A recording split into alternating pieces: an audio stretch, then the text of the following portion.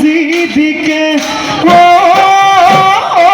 মাকন সোণ বদনৰ পকালাখি ধানতো সোণ বদনৰ পকালাখি ধানতো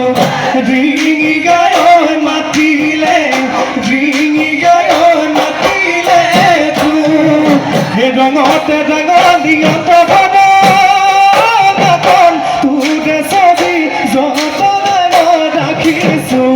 তোৰে ছবি যতনে মই ৰাখিছোঁ